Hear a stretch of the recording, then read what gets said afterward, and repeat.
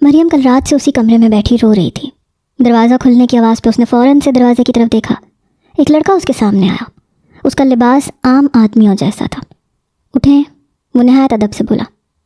نہیں، وہ خود میں سمٹنے لگی۔ اگر آپ نہ اٹھیں تو ڈیول مجھے زندہ نہیں چھوڑے گا۔ مجھے اس کا حکم ہے کہ آپ کو کسی اچھے کمرے میں لے جاؤں۔ لیکن کہاں لے جانا ہے مجھے؟ وہ ابھی بھی رو رہی تھی۔ بس ایک کمرے سے دوسرے کمرے تک، لڑکے نے جواب دیا۔ مریم ہچکچاتی ہوئی اٹھی اور اس کے پیچھے چلنے لگی۔ وہ ویسے بھی اس کمرے سے خوف زدہ ہو رہی تھی۔ عجیب خوفناک سی راہداری سے گزرتے ہوئے وہ دونوں ایک بہت بڑے ہال میں داخل ہوئے۔ بہت سے لڑکے شرٹ اتارے جم کرنے میں مصروف تھے۔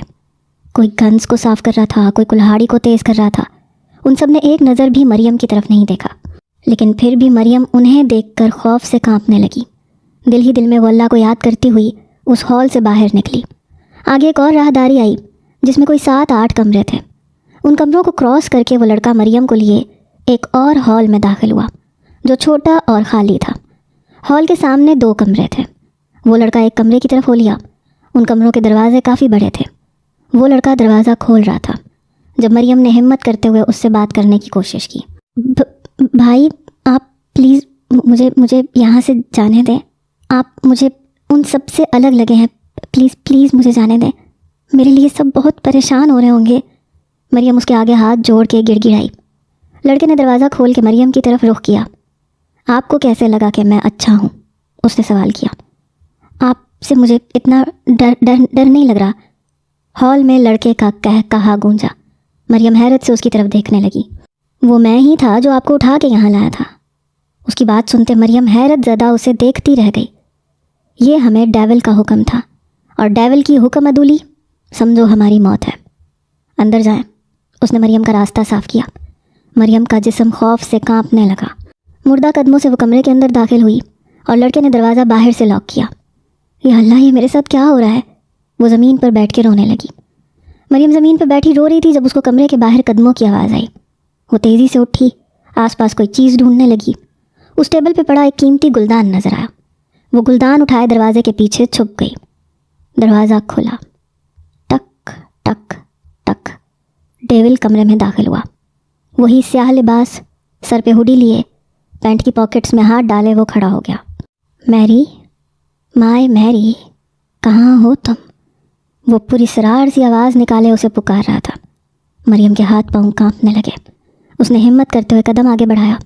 جیسے اس نے اپنا گلدان والا ہاتھ اونچا کیا، ڈیول بجلی کی تیزی سے مڑا اور میری کا گلدان والا ہاتھ پکڑے اسے دیوار کے ساتھ لگا دیا۔ مریم کا سانس پھولنے لگا۔ اس نے ایک کوشش کی تھی اور وہ بھی ناکام ہو گئی۔ اوہ مائے میری، اب تم مجھے مارنے کی کوشش کرو گی؟ وہ اپنی پرکشش آنکھوں سے میری کو دیکھتا ہوا بولا۔ نہیں، مریم ڈرنے لگی۔ اوہ ریئلی؟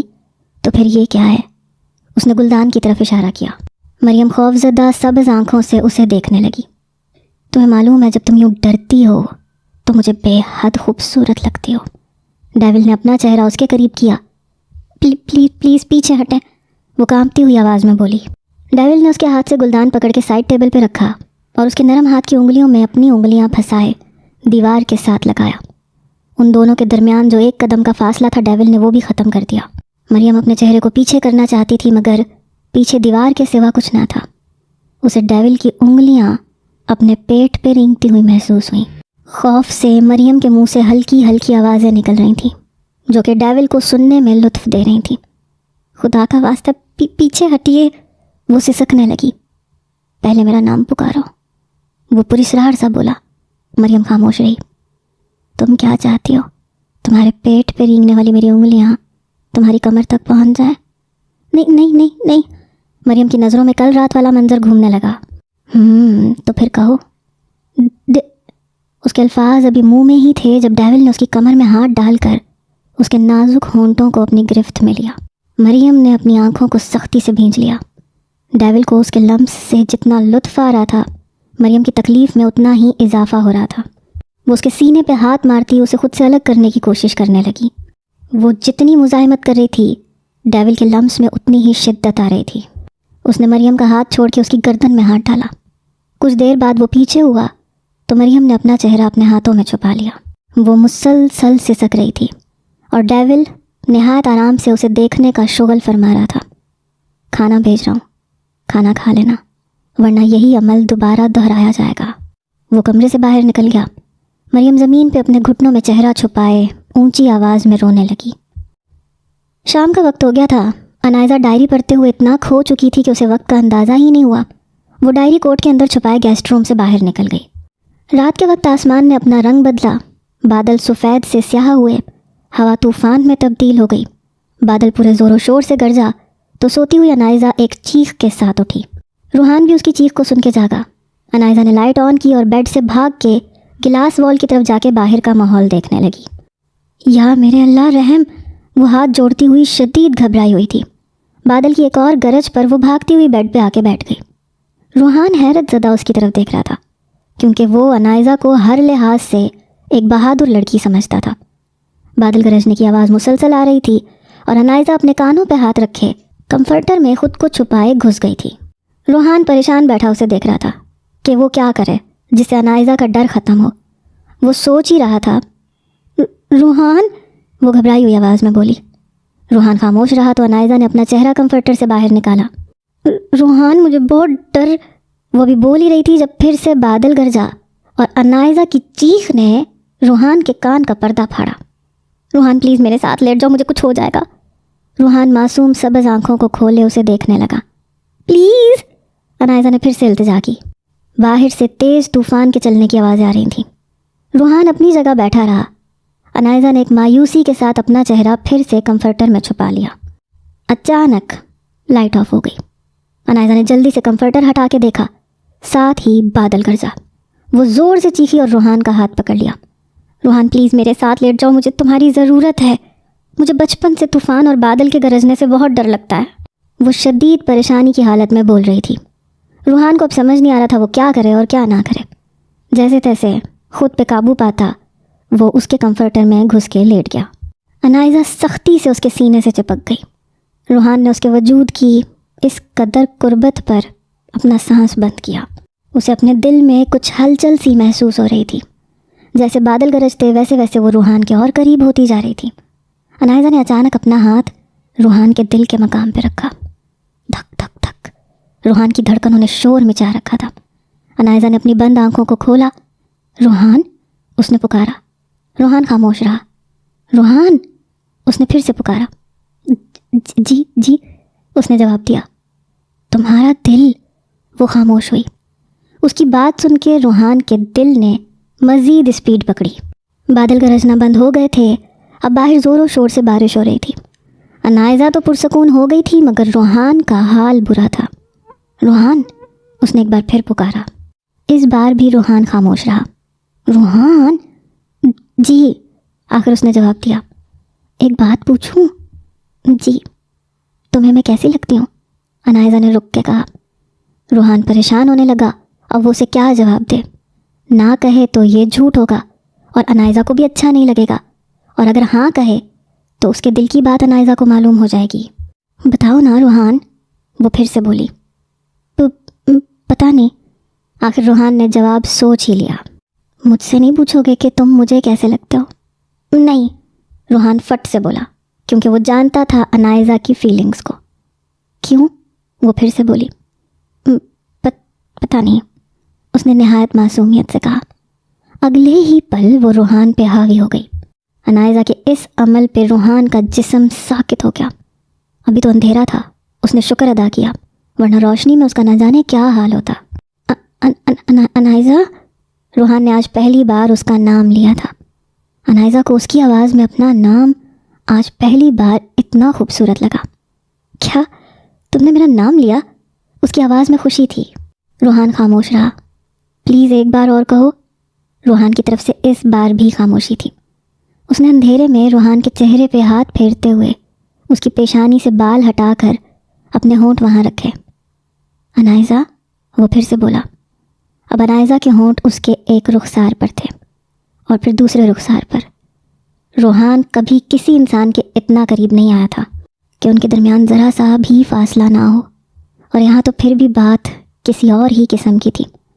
अनायज़ा ने रूहान की थोड़ी को नरमी से चूमा तो रूहान ने उसे कंधे से पकड़ के उसका चेहरा पीछे किया। انائزہ مت کرو، وہ دھڑکتے دل پر بمشکل قابو پا رہا تھا۔ انائزہ نے اس کا ہاتھ ہٹایا اور اس کے ہونٹوں پہ جھکی۔ روحان کے پاؤں تلے سے زمین نکل گئی۔ وہ کیا کر رہی تھی اسے کچھ سمجھ نہیں آ رہا تھا۔ اسے اس بارے میں کچھ بھی معلوم نہیں تھا، بس جو کچھ بھی تھا وہ روحان کو اس وقت ایسے محسوس ہو رہا تھا، ایسے جیسے اس نے پہلے کبھی محسوس نہیں کیا۔ انائزہ نرمی سے اپنا لمس چھوڑ رہی تھی۔ اس نے ایک ہاتھ روحان کے دل کے مقام پہ رکھ لیا۔ روحان نے اسے ہٹانے کی کوشش کی، لیکن اسے اس وقت خود کا بھی ہوش نہیں تھا۔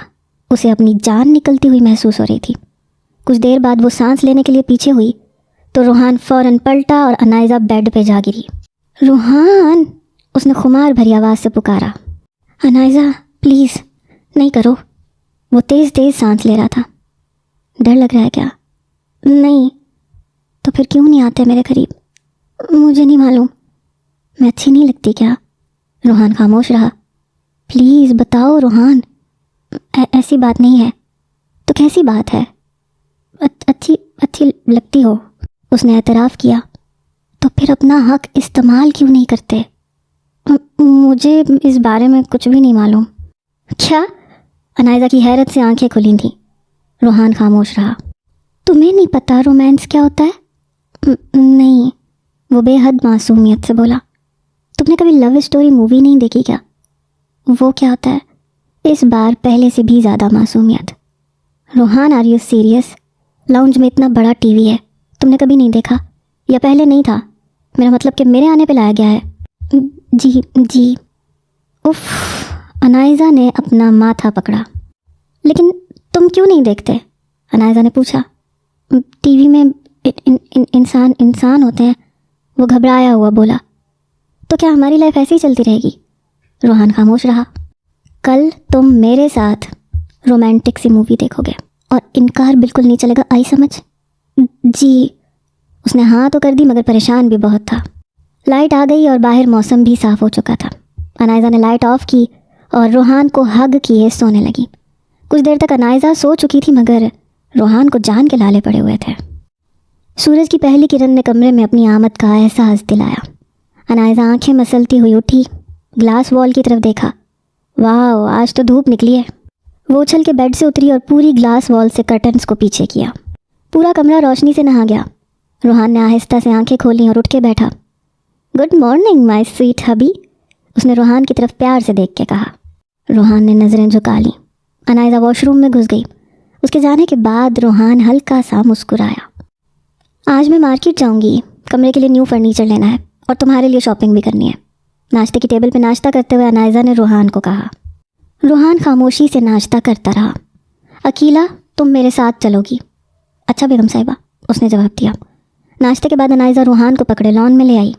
کتنے دن بعد دھوپ نصیب ہوئی ہے، وہ خوشی سے بازو پھیلائے بول رہی تھی۔ روحان ادھر بیٹھو، وہ زمین پہ جہاں ہری بھری گھاس اگی ہوئی تھی وہاں بیٹھ کے بولی۔ روحان خاموشی سے اس کے ساتھ بیٹھ گیا۔ تمہیں پتہ ہے روحان، کالج میں میری ایک دوست تھی، اس کا نام تانیہ تھا۔ ہم فری پیریڈ میں یوں ہی گراؤنڈ میں بیٹھ کے بہت ساری باتیں کرتے تھے۔ اب نہ جانے وہ کیسی ہوگی، پتہ نہیں اس کی بھی میری طرح شادی ہو گئی ہوگی یا نہیں۔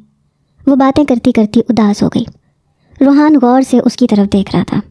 اس کا نمبر نہیں ہے؟ روحان نے اس کی بات پہ رد عمل دینا ضروری سمجھا۔ نہیں، جب میں یہاں آئی تھی تو میرے موبائل میں سم نہیں تھی، شاید پاپا نے نکال لی ہوگی۔ وہ خاموش ہوئی۔ وہ تو مجھے بھول ہی گئے ہیں، ایسے تو کوئی دشمن کی بیٹی کے ساتھ بھی نہیں کرتا ہوگا جس طرح انہوں نے میرے ساتھ کیا ہے۔ انائزہ کی آنکھوں سے آنسو ٹپکنے لگے۔ روحان کو سمجھ نہیں آ رہا تھا کہ وہ اسے کس طرح سے تسلی دے۔ جب سے یہاں آئی ہوں ایک بار بھی پاپا نے کال نہیں کی، یہ بھی خبر نہیں لی کہ ان کی بیٹی مر گئی ہے یا زندہ۔ وہ اسے سکنے لگی۔ روحان نے ایک ہاتھ اس کی طرف بڑھا کے اس کے دونوں رخساروں کو شہادت کی انگلی سے صاف کیا۔ انائزہ نے نظریں اٹھائے اس کی طرف دیکھا۔ اسے یوں لگا جیسے روحان اس کا دکھ محسوس کر رہا ہے۔ انائزہ نے اس کا ہاتھ تھام لیا۔ روحان، جی، جب میں نے تمہیں پہلی بار دیکھا تھا تو مجھے اپنی قسمت پہ بہت افسوس ہوا تھا کہ تم جیسا کمزور ذہن اور بیمار انسان ملا ہے۔ لیکن جیسے جیسے میں تمہیں جانتی گئی تو مجھے احساس ہوا کہ تم سے زیادہ پاک ذہن اور معصوم شاید ہی دنیا میں کوئی ہو۔ جیسے جیسے میں تمہیں جانتی گئی تم سے محبت ہوتی چلی گئی۔ میرا تم سے وعدہ ہے، میں تمہیں اس بیماری سے نجات ضرور دلواؤں گی क्योंकि इस बीमारी का इलाज मैंने ढूंढ लिया है। वो मुसलसल उसकी आंखों में देख के बोल रही थी। उसने नोट किया कि रूहान ने एक बार भी नज़रें नहीं झुकाई थी, ना ही उसका हाथ कांप रहा था। तुम्हें मुझ पे यकीन है ना रूहान? रूहान ने मस्बत सर हिलाया।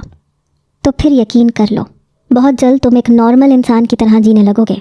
बाहर जाओगे, घूमो फिरोगे, ज़िंदगी को एंजॉय करोगे, बल्कि हम दोनों मिलकर अपनी दुनिया को खुशहाल बनाएंगे। वो मुस्कुराई तो रूहान भी मुस्कुराने लगा। अनाइज़ा की नज़र उसके होंठों पे पड़ी। बारीक सुर्ख होंठों के नीचे छोटा सा स्याह तिल भी मुस्कुरा रहा था। Oh my God, how much charming smile you have. उसकी बात पे रूहान ने शर्माते हुए नज़रें झुका ली। अनाइज़ा ने अच्छा सा फर्नीचर घर डेकोर करवाया था। रूहान और अपने लिए खूब सारी शॉपिंग की थी। रात होने से पहले पहले उसने कमरे में फ़र्नीचर सेट करवा लिया था और अपनी पसंद के साथ सेटिंग किए अब वो रूहान को कमरा दिखाने का सोच रही थी। रूहान, अनाइज़ा ने कमरे के दरवाजे पे खड़े होकर आवाज़ लगाई। रूहान लाउंज में सोफे पे बैठा था। उठ के सीढ़ियाँ चढ़ने लगा। अकीला रूहान के इस अच्छे बदलाव पे बहुत खुश हुई। रूहान उसके पास पहुंचा। पहले अपनी आंखें बंद करो, फिर रूम दिखाऊंगी। उसके कहने पे भी रूहान बड़े आराम से आंखें मटकाता हुआ उसे देख रहा था। उफ हो, बंद करो भी, वो ज़िद्दी बनी। रूहान ने झिझकते हुए अपनी आंखें बंद की और अनाइज़ा ने दरवाज़ा खोला। जब तक मैं ना कहूँ आंखें नहीं खोलनी, ठीक है? ठीक है, रूहान ने जवाब दिया। अनाइज़ा ने उसे पकड़ते हुए एक जगह खड़ा किया। चलो अब आंखें खोलो। सबज आंखों के दरवाजे खुले और रूहान कमरे को देखता रह गया। ये तो उसका कमरा लग ही नहीं रहा था। खूबसूरत कीमती bed, matching sofa set, modern किस्म का वार्डरोब, गिलास वॉल से लटकते पर्पल कलर के खूबसूरत पर्दे, ज़मीन पे सुर्ख कालीन। रूहान की नज़र बेड से ऊपर दीवार पे पड़ी तो वो हैरान रह गया। रूहान और अनाइज़ा की एक तस्वीर बड़े से फ्रेम में लगाई गई थी। ये? रूहान ने अनाइज़ा की तरफ देखा, क्योंकि उसने तो कभी पिक्स बनवाई ही नहीं थी। हो गए ना शॉक्ड? अनाइज़ा मुस्कुराई। मेरे पास सिर्फ यही नहीं, तुम्हारी और भी बहुत सारी पिक्स हैं। जब तुम किसी चीज़ में मसरूफ़ होते हो तो मैं तुम्हारी पिक्स बना लेती हूँ। रूहान ने आज पहली बार अपनी तस्वीर देखी थी और उसे वो बहुत अच्छी लगी थी, और अनाइज़ा के साथ तो और भी अच्छी लग रही थी। अनाइज़ा ने उन पिक्स को इस तरह से जोड़ा था कि ऐसे लग रहा था जैसे उन दोनों ने एक साथ पिक बनवाई है। रूहान ने पूरे कमरे में नज़र दौड़ाई तो उसे ड्रेसिंग टेबल दिखाई दिया। तुम्हें खुद के अक्स से डर लगता है ना? अनाइज़ा ने कहा। रूहान सर झुका गया। आओ मेरे साथ। वो उसका हाथ पकड़ती हुई ड्रेसिंग टेबल के सामने ले आई। देखो खुद को, मैंने तुमसे ज़्यादा खूबसूरत लड़का अपनी ज़िंदगी में कभी नहीं देखा और शायद ही कभी देखूं। और इतनी खूबसूरती के बावजूद भी तुम खुद के अक्स से डरते हो। रूहान आईने में उसे बातें करते हुए देख रहा था। अनाइज़ा ने उसके बाजू में अपने बाजू डाले। जब तुम मेरे साथ होते हो मैं मुकम्मल होती हूँ, मुझे किसी और की ज़रूरत नहीं रहती। तो क्यों ना जब मैं तुम्हारे साथ होती हूँ तो तुम भी खुद को मुकम्मल समझो। उसने रूहान के कंधे पे सर रखा। ऐसा ही तो होता है ये रिश्ता। शौहर और बीवी एक दूसरे के बगैर बिल्कुल नामुकम्मल होते हैं, और जब वो एक साथ होते हैं तो एक जान होते हैं। अनाइज़ा की बातें रूहान के दिल पे असर कर रही थीं। वो हैरत से उसकी बातें सुन रहा था। बताओ, अब डर लग रहा है तुम्हें अपने अक्स से? अनाइज़ा ने सवाल किया। रूहान ने खुद का अक्स गौर से देखा और बोला, नहीं। उसके जवाब पे अनाइज़ा मुस्कुराई। अच्छा इधर आओ, अब तुम्हें हमारी शॉपिंग दिखाती हूँ। उसका हाथ पकड़ती वो बेड की तरफ ले आई। वार्डरोब से उसने 10-12 ड्रेसेस रूहान के और 10-12 अपने निकाल के पूरे बेड पे फैला दिए। रूहान की नज़र अभी अपने ड्रेसेस पे थी। वो तो उन्हें देखता ही रह गया। अनाइज़ा ने उसकी आंखों में आने वाली चमक को नोट किया था। रूहान ने बटनों वाली एक रेड शर्ट की तरफ हाथ बढ़ाया और उसे उठा के देखने लगा। ये ज़्यादा पसंद आई है क्या? अनाइज़ा ने पूछा। रूहान ने मुस्कुराते हुए मस्बत अंदाज में सर हिलाया। इसके साथ ये ब्लैक जीन्स की मैचिंग अच्छी रहेगी, चलो अब पहन के दिखाओ। उसने रूहान के हाथ में जीन्स की पैंट पकड़ा दी। रूहान पहले तो उसकी तरफ देखता रहा, फिर पैंट पकड़े वॉशरूम में चला गया। अनाइज़ा अपने ड्रेसेस को देख रही थी। कुछ देर बाद रूहान वॉशरूम से निकला। उसकी नज़र रूहान पे ठहर गई। सुनहरी बाल, सबज आंखें, दूधिया रंगत, रेड शर्ट उस पर बहुत ज़्यादा अच्छी लग रही थी। You are looking most handsome my हबी। उसके करीब आई और उसके बाल अपने हाथों से सेट करने लगी। अब इधर आओ। उसने रूहान को ड्रेसिंग टेबल के सामने खड़ा किया। रूहान को तो आज मालूम हुआ था कि अल्लाह ने उसे कितना हुस्न अता किया है। रूहान ने अनाइज़ा की तरफ अपना रुख किया और झिझकते हुए उसका हाथ पकड़ा। वो उसे बेड की तरफ ले गया जहाँ उन दोनों के ड्रेसेस पड़े थे। रूहान ने ब्लैक कलर की मैक्सी उठा के उसके हाथ में दे दी। अनाइज़ा ने मुस्कुराती आंखों से उसकी तरफ देखा। वो समझ गई थी उसका मतलब, मगर उसके मुंह से सुनना चाहती थी। क्या? अनाइज़ा ने आईब्रो उचकाए। तुम ये पहनो। रूहान आहिस्ता से बोला। अनाइज़ा ने मुस्कुराते हुए उसके हाथ से मैक्सी पकड़ी और वॉशरूम में चली गई। रूहान बेड पे बैठा उसका इंतज़ार करने लगा। अनाइज़ा कुछ देर बाद बाहर निकली, पाँव तक आती ब्लैक मैक्सी, जिसमें अनाइज़ा की फ़िगर की बनावट बहुत खूबसूरती से वाज़े हो रही थी। बालों का जूड़ा बना के एक लट गर्दन में लटकाए नंगे पाँव वो बाहर निकली। रूहान उसे मबहूत सा देखता हुआ खड़ा हो गया। वो नंगे पाँव चलती हुई रूहान के करीब आके खड़ी हुई। रूहान उसकी मुसलसल आंखों में आंखें डाले देख रहा था। जो उसके दिल में उठ रहा था, शायद कोई एहसास, जैसे मोहब्बत का एहसास। कैसी लग रही हूँ मैं? बिलाखिर अनाइज़ा ने बोलने में पहल की। रूहान अभी भी खामोश खड़ा उसे देख रहा था। ये बात तो अनाइज़ा को कंफर्म हो चुकी थी कि वो कभी भी पहली बार कहने से बात नहीं मानता। रूहान, उसने पुकारा। जी, जवाब मिला। कैसी लग रही हूँ मैं? बहुत खूबसूरत। दिल की बात होंठों पे आई। अनाइज़ा एक कदम और उसके करीब हुई और उसके सीने से लग गई। रूहान साकत हुआ और अपनी सांसें रोक ली। सांस लो रूहान, वो आंखें बंद किए बोल रही थी। रूहान अभी भी वैसे खड़ा था। इस बार कोई खौफ, कोई डर नहीं था। जो भी रूहान को महसूस हो रहा था वो उसकी समझ से बाहर था। रूहान, सांस लो। अनाइज़ा के दूसरी बार कहने पर रूहान ने एक लंबा सांस खींच के खारिज किया, जो कि अनाइज़ा को अपनी गर्दन पे महसूस हुआ। एक एहसास के साथ अनाइज़ा ने अपनी आंखों को सख्ती से बंद किया। रूहान बाजू लटकाए खड़ा था। उसमें इतनी हिम्मत तो थी नहीं कि अनाइज़ा के गिर्द बाजू फैला ले। दरवाजे पे दस्तक हुई तो अनाइज़ा रूहान से अलग हुई। आ जाएं। अनाइज़ा की इजाज़त पे अकीला ने दरवाज़ा खोला। बेगम साहिबा, खाना तैयार है, टेबल पे लगा दिया है। तुम ऐसा करो, हमारा खाना यहाँ ले आओ, आज हम अपने कमरे में खाना खाएंगे। जी अच्छा बेगम साहिबा। अकीला की नज़र रूहान और अनाइज़ा की खूबसूरत ड्रेसेस पे पड़ी। वो हल्का सा मुस्कुराती हुई दरवाज़ा बंद कर गई। या अल्लाह, तेरा लाख लाख शुक्र है, रूहान बाबा को ऐसी बीवी दी जो उसका इतना ख्याल करती है। उसके आने से रूहान बाबा में कितनी तब्दीलियाँ आ गई हैं। वो सीढ़ियाँ उतरती हुई अल्लाह का शुक्र अदा कर रही थी कि लाउंज में खड़े शफीक ने उसकी तरफ देखा। खुद से क्या बातें किए जा रही हो अकीला? अकीला शफीक के पास आके खड़ी हो गई। खैर से हमारे रूहान बाबा ठीक हो रहे हैं। तुम्हें पता है शफीक, माशाल्लाह से मैंने देखा है, आज लॉन में अनाइज़ा बीबी के साथ बैठे हुए थे। अल्लाह का शुक्र है, अगर बड़ी बेगम साहिबा जिंदा होती तो कितना खुश होती। अकीला की आंखें भीगने लगी।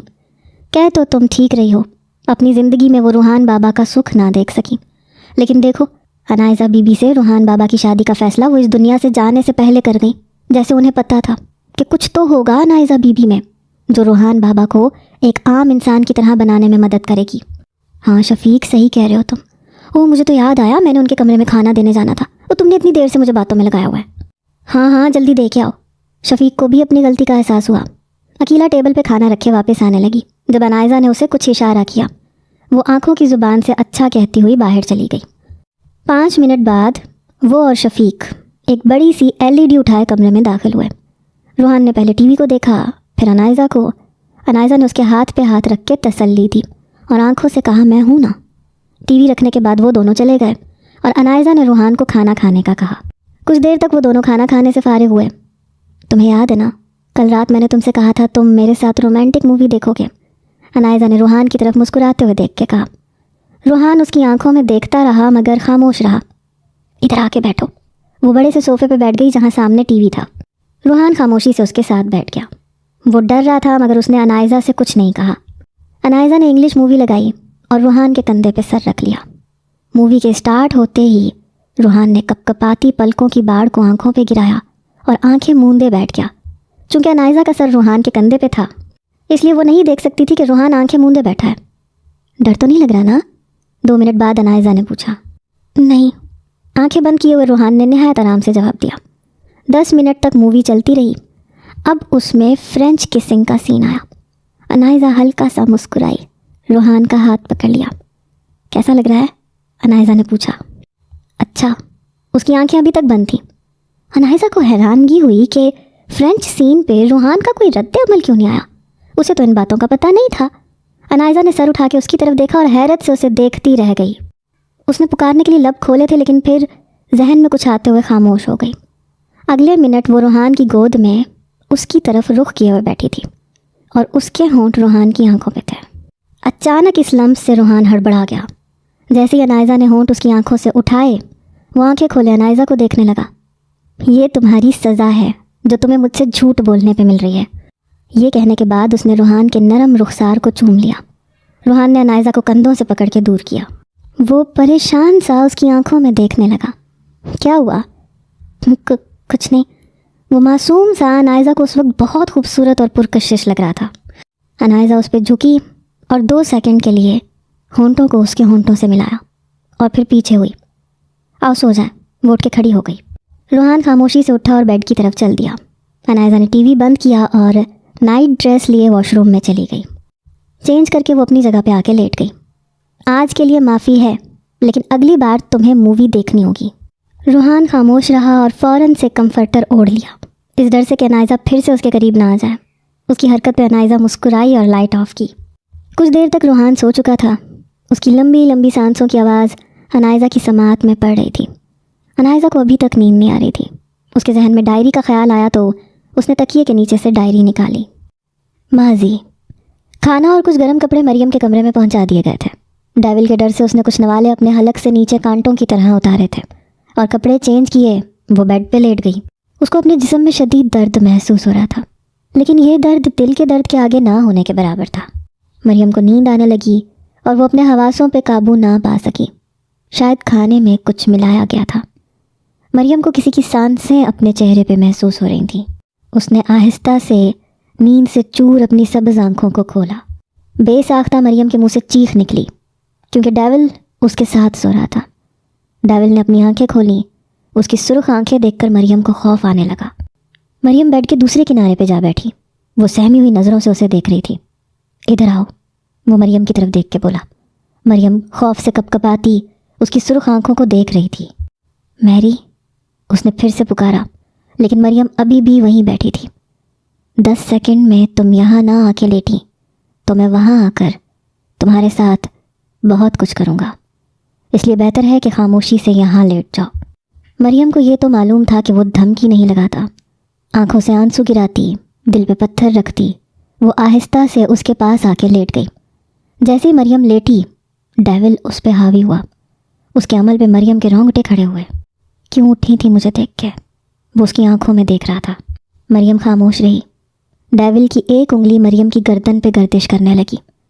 اب بتاؤ کیوں اٹھی تھی؟ خوف سے مریم کا جسم کانپنے لگا۔ اس کو ڈیول کی انگلی اپنی شہ رگ پہ چلتی ہوئی محسوس ہو رہی تھی۔ اگر تم نے ابھی اور اسی وقت میرے سوال کا صحیح جواب نہ دیا تو تمہاری گردن پر میری انگلی کے بجائے میرے ہونٹ ہوں گے۔ وہ میں ڈر گئی تھی۔ اس کی مزید قربت کے ڈر سے مریم بولی۔ اور کیوں ڈر گئی تھی؟ وہ ابھی بھی اس کی شہ رگ پہ انگلی پھیر رہا تھا۔ مریم خوفزدہ ہوئی اور اس نے جھوٹ بولا تو ڈیول کیا کرے گا وہ بتا چکا تھا۔ بولو۔ آپ کو دیکھ کے۔ بالآخر مریم نے سچ بولا۔ مجھے دیکھ کے تمہیں ڈر لگتا ہے؟ ڈیول نے اپنی گردن موڑ کے کہا۔ مریم اس کے اس انداز سے اور خوفزدہ ہونے لگی۔ مجھے نیند آ رہی ہے، مریم نے جھوٹ کہا۔ تو سو جاؤ، میں یہی ہوں۔ وہ اس پہ حاوی تھا۔ مریم سکون سے سانس بھی نہیں لے پا رہی تھی۔ نہیں، آپ بستر پہ۔ وہ خاموش ہوئی۔ کوئی بات نہیں، ابھی سے عادت ڈال لو۔ شادی کے بعد تو اس کے علاوہ بھی بہت کچھ کرنا ہے۔ ڈیول نے مریم کے سنہری بالوں کو اس کے کان کے پیچھے دھکیلا۔ مریم نے اپنے خشک ہونٹوں پہ زبان پھیری۔ وہ کیسے ایک نامحرم کی اس قدر قربت کو سہ رہی تھی، یہ وہی جانتی تھی۔ ڈیول نے جیسے ہی اپنے ہونٹ مریم کی گردن کے قریب کیے، وہ تیزی سے بولی، ایسا مت کریں، میں نکاح میں ہوں، یہ غلط ہے۔ نکاح کا سن کے ڈیول کی آنکھوں میں وحشت اترنے لگی۔ اس نے اپنا چہرہ مریم کے مقابل کیا۔ اس کا مطلب جلد ہی تمہیں اس برائے نام رشتے سے آزاد کرنا ہوگا۔ وہ مریم کی آنکھوں میں آنکھیں گاڑ کے بولا۔ کیا مطلب؟ مریم گھبرائی۔ مطلب یہ کہ میرے راستے کے کانٹے کو اب جلد ہی ہٹانا ہوگا۔ آخر مجھے تم سے نکاح جو کرنا ہے، اور مجھ میں صبر تھوڑا کم ہی ہے۔ ڈیول کی بات سے مریم کے سر پہ آسمان آ گرا۔ یہ آپ کیا کہہ رہے ہیں؟ وہی جو حقیقت ہے۔ نہیں، آپ میرے ساتھ ایسا نہیں کر سکتے۔ اس کی آنکھوں سے آنسو بہنے لگے۔ ابھی تک جو کیا ہے تمہیں پانے کے لیے ہی تو کیا ہے۔ وہ شیطانی انداز میں ہلکا سا مسکرایا۔ پلیز مت کریں، وہ گڑ گڑانے لگی۔ ڈیول نے مریم کی گردن کے پاس منہ کر کے ایک لمبا سانس لیا، جیسے اس کے جسم کی خوشبو کو اندر تک اتارا ہو۔ اس کے اس عمل پہ مریم نے اذیت سے اپنی آنکھیں بند کی تھیں۔ وہ پیچھے ہوا اور کھڑا ہو گیا. صرف تمہارے لیے میری، ورنہ ارادہ تو میرا کچھ اور تھا. اسے آنکھ مارتا ہوا وہ کمرے سے باہر نکل گیا. مریم نے اٹھ کے دروازہ لاک کیا اور دروازے کے ساتھ لگ کے بیٹھ کے سسکیاں بھرنے لگی. انسپکٹر شرافت خان نے واردات ہونے والی جگہ اور آس پاس کا پورا ایریا چھان مارا تھا، مگر اسے کوئی بھی سراغ نہیں ملا. اسے شک تھا تو صرف راحیل پہ، لیکن کمال صاحب کی وجہ سے وہ ظاہری طور پر تو خاموش ہو گیا تھا، لیکن وہ اس پہ نظر رکھے ہوئے تھا. رات کے پچھلے پہر 3 بجے راحیل ہاسپٹل میں داخل ہوا. کمال صاحب کی طبیعت خراب ہونے کی وجہ سے وہ آج گھر میں ہی رکے تھے اور راحیل کو ہاسپٹل میں ارسم کا خیال رکھنے کا کہہ گئے تھے. انسپکٹر شرافت کا آدمی جو سول کپڑوں میں راحیل پہ نظر رکھنے کے لیے بھیجا گیا تھا، راحیل ہاسپٹل سے کب نکلا یہ اسے معلوم نہیں ہوا، لیکن اسے ہاسپٹل میں آتا دیکھ کر اس نے فوراً شرافت خان کو کال ملائی. ہاں اکرم بولو، انسپکٹر شرافت نے کہا. سر راحیل اس وقت کہیں سے آ رہا ہے. کیا مطلب کہیں سے آ رہا ہے؟ جب وہ گیا تھا تب تم کہاں تھے؟ شرافت خان کو غصہ آیا. وہ سر جی مجھے بھوک لگی تھی تو سوچا باہر سے کچھ لے آؤں، تو پتہ ہی نہیں چلا وہ کب نکل گیا. شرافت خان نے اپنے غصے کو ضبط کیا. اکرم اگلی بار ایسا نہیں ہونا چاہیے، سمجھ آئی تمہیں؟ وہ غصے سے اگر رہا ہے. جی سر پکا ایسا نہیں ہوگا. اکرم کو اپنی غلطی کا احساس ہوا. کل کی رات اس پہ نظر رکھنا، اگر وہ کہیں جائے تو اس کا پیچھا کرنا اور دیکھنا کہ وہ کہاں جاتا ہے. جی سر جو آپ کا حکم. شرافت خان نے کال بند کی اور راحیل کے بارے میں سوچنے لگا.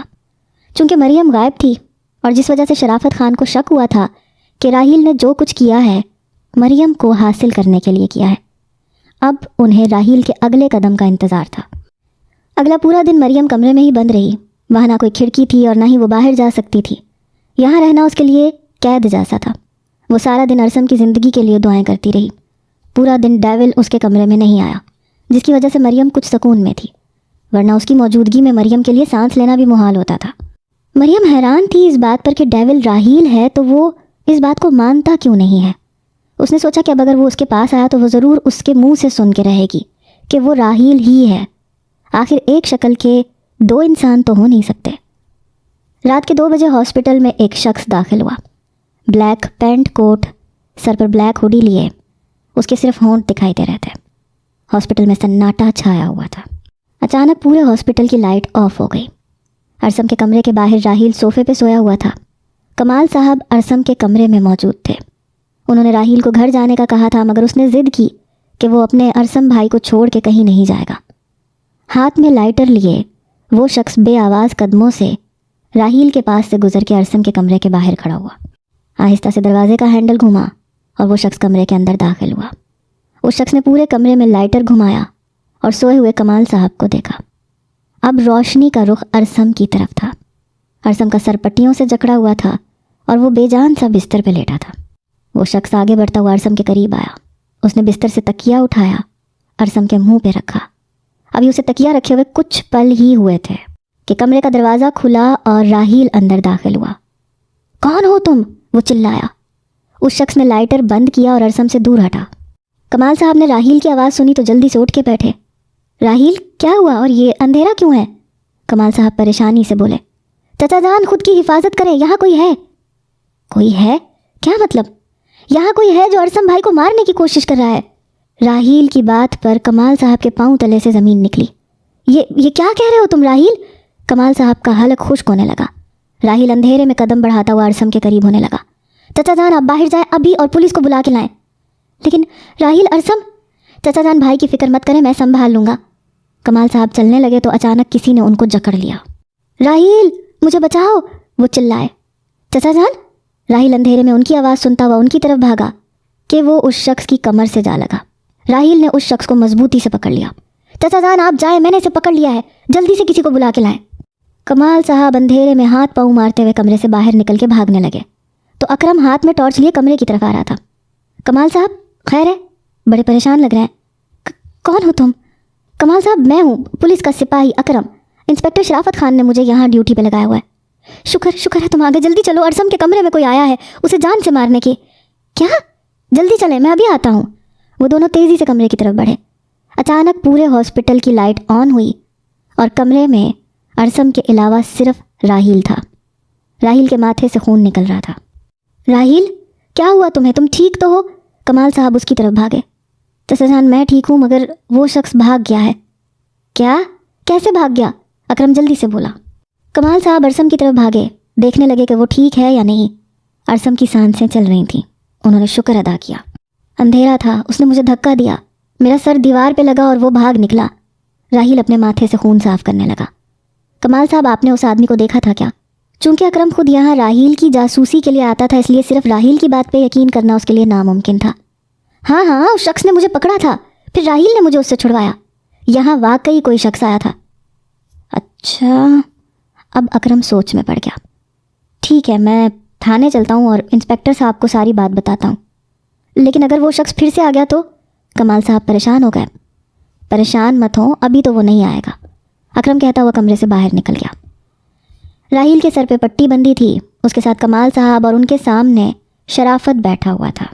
اکرم نے شرافت خان کو پوری بات بتا دی تھی، لیکن اسے ابھی بھی راہیل ہی مشکوک لگ رہا تھا۔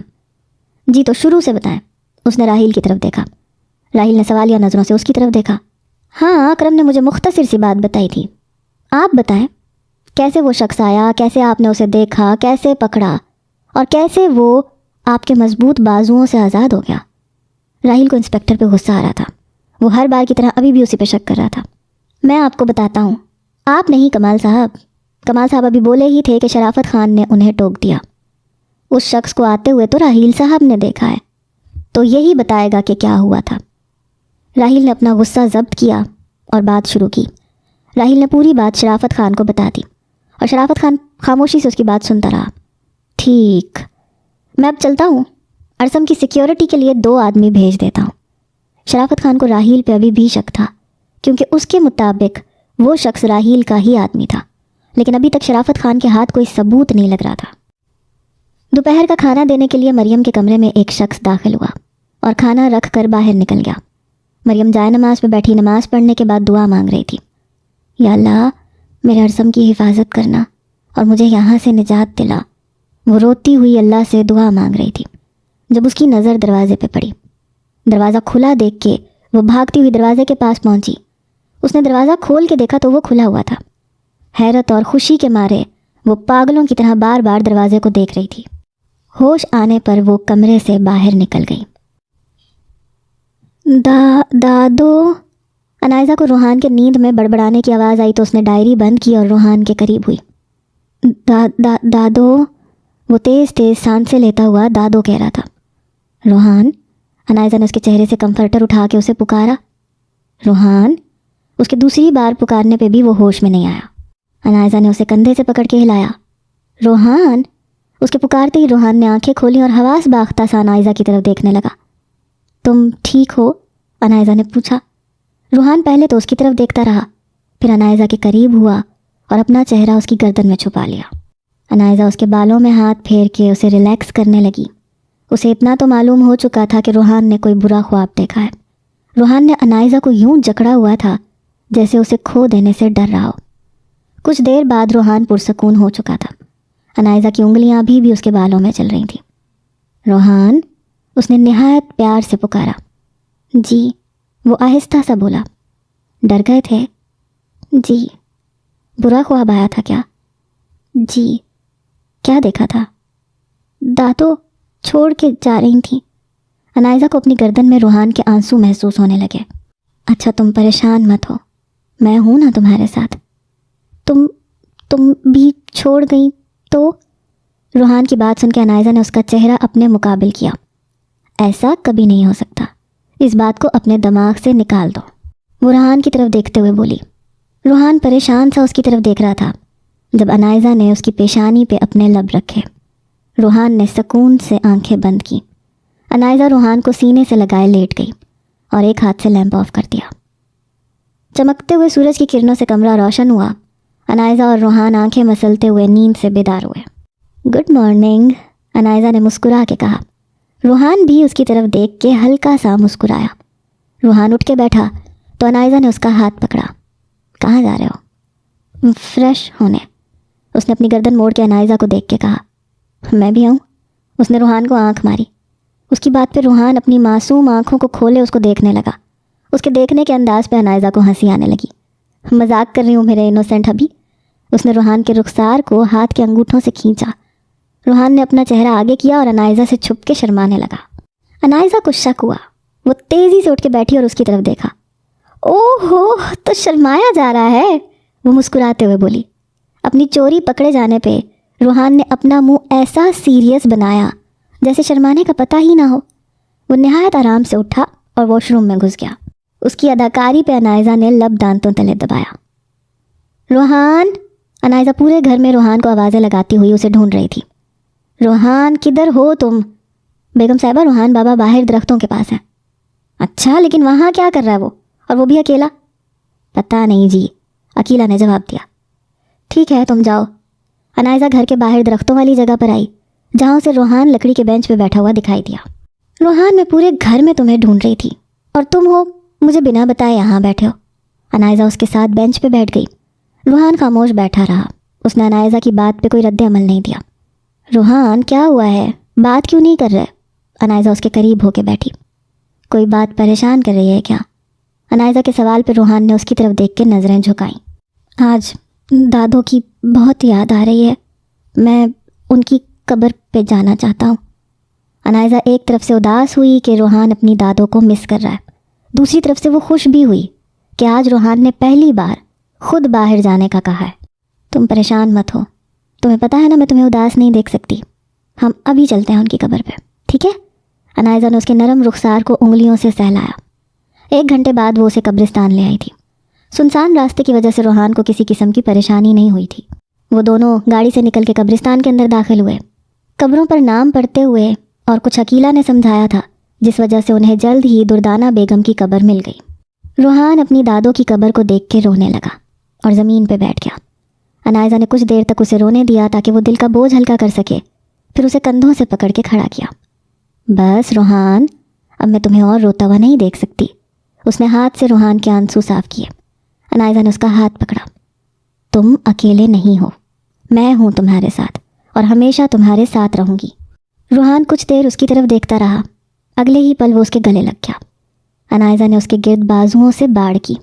کچھ دیر تو وہ دونوں یوں ہی کھڑے رہے، پھر انائزہ نے اسے کندھوں سے پکڑ کے الگ کیا۔ اب یہ کیوٹ سا جو فیس لٹکایا ہوا ہے اسے سیدھا کرو، وہ مسکراتے ہوئے بولی۔ روحان بھی اس کی بات پہ ہلکا سا مسکرا دیا۔ چلو تمہیں کہیں لے کے جاتی ہوں۔ کہاں؟ روحان نے پوچھا۔ سرپرائز، انائزہ نے مسکرا کے کہا اور اس کا ہاتھ پکڑ کے گاڑی کی طرف چلنے لگی۔ روحان، اپنی آنکھیں بند کرو۔ آدھا گھنٹہ ڈرائیو کرنے کے بعد انائزہ نے کہا۔ روحان نے سوالیہ نظروں سے اس کی طرف دیکھا۔ اف ہو روحان، آنکھیں بند کرو نا۔ دوسری بار کہنے پہ روحان نے اپنی آنکھیں بند کی۔ اب اگر تم نے آنکھیں کھولی تو اچھا نہیں ہوگا، سن لو، انائزہ نے دھمکی لگائی۔ روحان خاموشی سے اچھے بچوں کی طرح بات مانتے ہوئے آنکھیں بند کیے بیٹھا رہا۔ انائزہ نے گاڑی روکی۔ باہر مت نکلنا، میں خود تمہیں نکالوں گی۔ ٹھیک ہے، روحان نے جواب دیا۔ انائزہ گاڑی سے اتر کے روحان والی سائڈ پہ آئی، دروازہ کھول کے اسے پکڑ کے باہر نکالا۔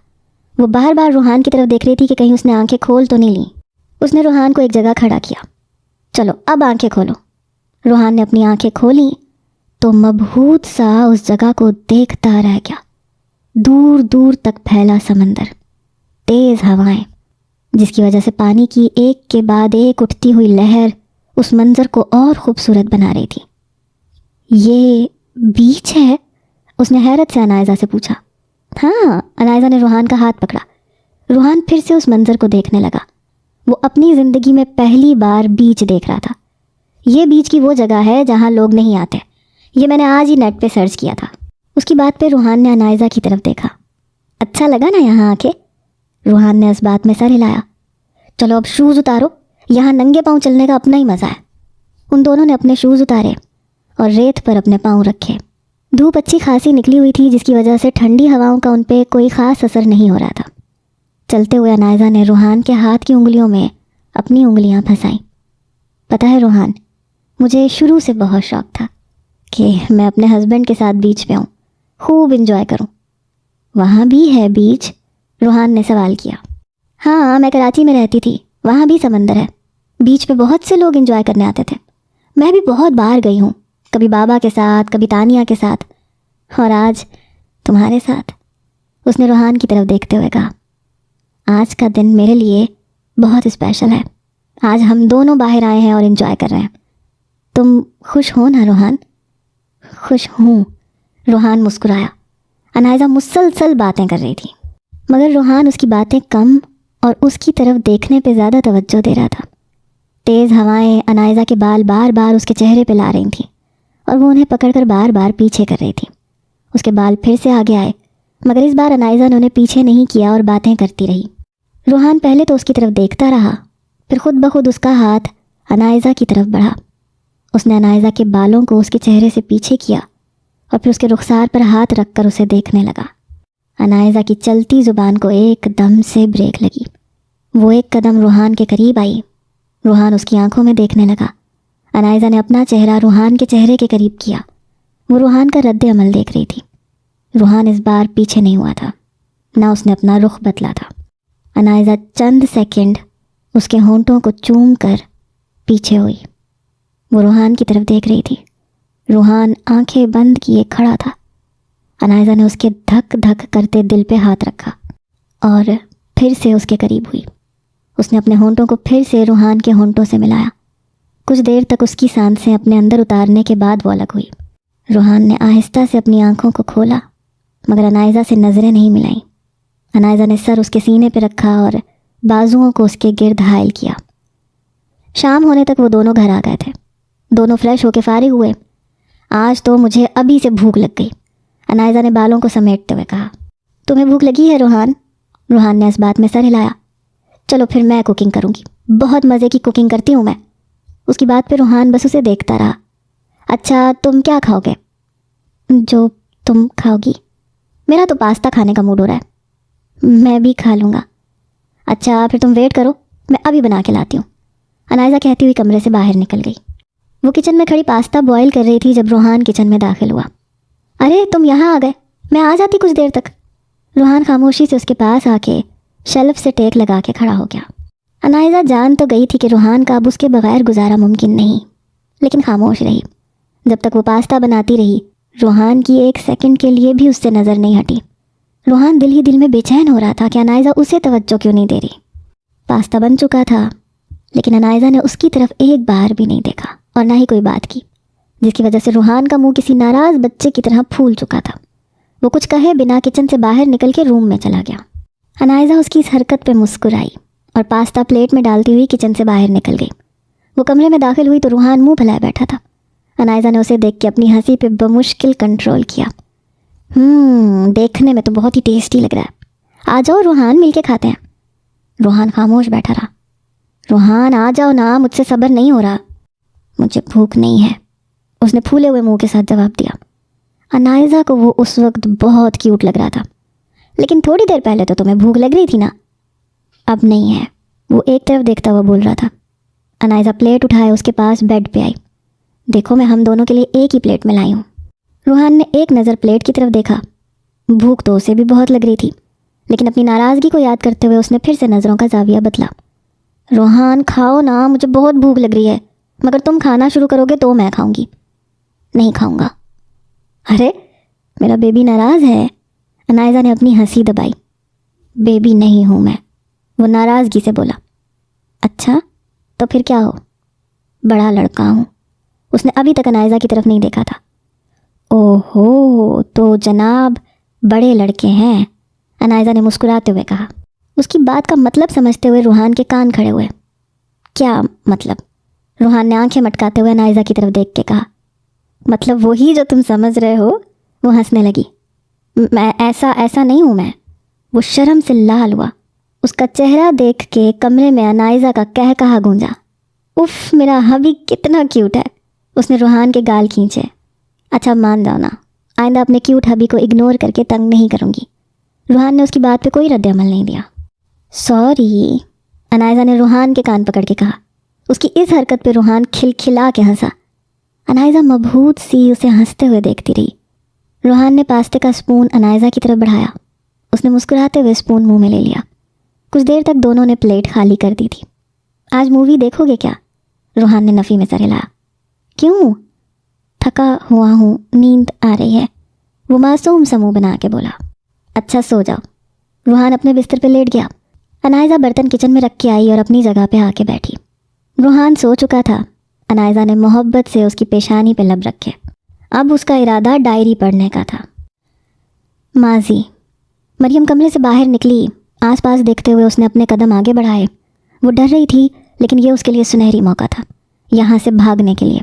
अगर वो अपने मकसद में कामयाब हो गई तो उसके सामने एक रोशन ज़िंदगी थी, और अगर वो नाकाम हो गई तो हो सकता है कि डेविल उसे सारी उम्र कैद करके उसकी ज़िंदगी को स्याह बना दे।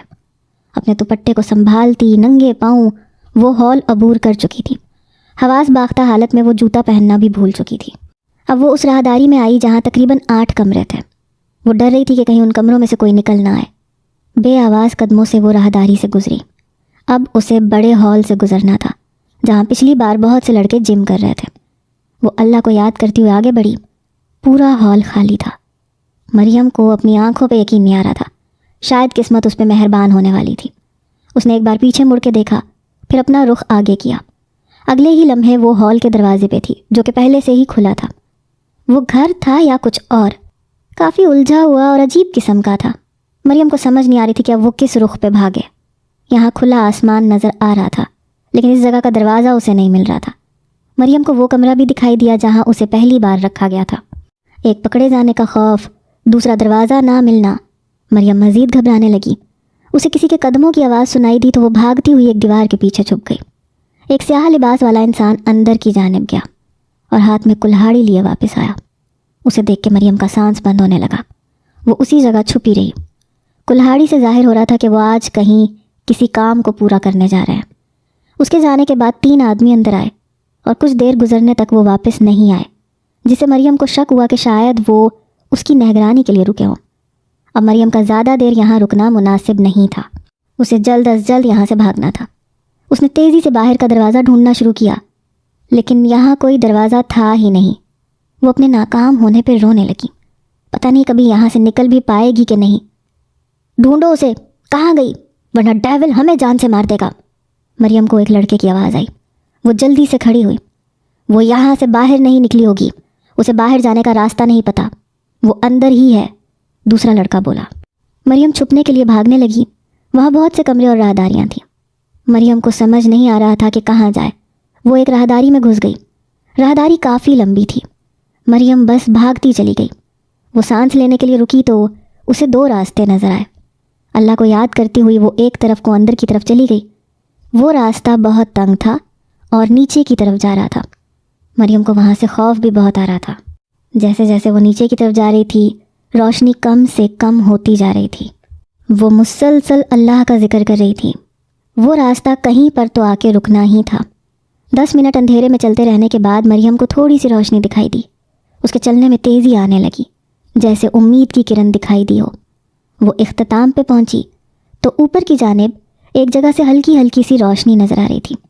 उसने धक्का लगाया तो लकड़ी का ढक्कन ऊपर को खुल गया। मरियम ने उसे साइड पे किया तो अंदर की जगह रोशनी से नहा गई। खुशी से मरियम की आंखों से आंसू निकलने लगे। वो बाहर निकली तो अजीब झाड़ियों जैसा इलाका था। मरियम ने ये जगह पहले कभी नहीं देखी थी, लेकिन वो वहाँ से भाग आई थी। अब यहाँ से भागना शायद उसके लिए आसान था, लेकिन शायद मरियम इस इलाके को नहीं जानती थी। न जाने ये कौन सी जगह थी। वो पागलों की तरह बस भागती चली जा रही थी। नोकीली झाड़ियों की वजह से उसके कपड़े फट के जिस्म खून आलूद हो चुका था, लेकिन उसको परवाह कब थी। वो जल्द अज जल्द यहाँ से निकल के अपने घर जाना चाहती थी। मुसलसल 2 घंटे भाग लेने के बाद वो एक खुश्क पेड़ के साथ टेक लगा के बैठ गई। उसका हलक खुश्क हो चुका था। उसमें भागने की और हिम्मत नहीं थी। लंबी लंबी झाड़ियों की वजह से मरियम देख भी नहीं सकती थी कि ये इलाका कहाँ तक ख़त्म हो रहा है। उसको अपने जिस्म में से जान जाती हुई महसूस हो रही थी। थकावट से वो बेहाल हो चुकी थी। सूरज गुरूब हो रहा था, अंधेरा छाने लगा था। मरियम ने फिर हिम्मत पकड़ी और चलने लगी। नंगे पाँव की वजह से उसके पाँव खून से रसने लगे थे। सबज आंखों से आंसू जारी थे। कुछ देर बाद चलने के मरियम की परेशानी में इजाफा हुआ, क्योंकि ये झाड़ियों का सिलसिला तो ख़त्म होने का नाम ही नहीं ले रहा था। अब या तो वो सही रास्ते पे थी या रास्ते से मज़ीद दूर जा रही थी। अंधेरा भी हो चुका था, जो मरियम के लिए परेशानी की सबसे बड़ी वजह थी। तन्हा वो घबराई हुई एक जगह ठहर गई। उसकी धीमी धीमी सिसकियाँ रात के सन्नाटे में हल्की हल्की गूंज रही थीं। वो नढाल सी ज़मीन पे बैठ गई। उसे बैठे हुए अभी कुछ ही देर हुई थी जब उसे दूर से रोशनी दिखाई दी। جیسے ٹارچ کی روشنی ہو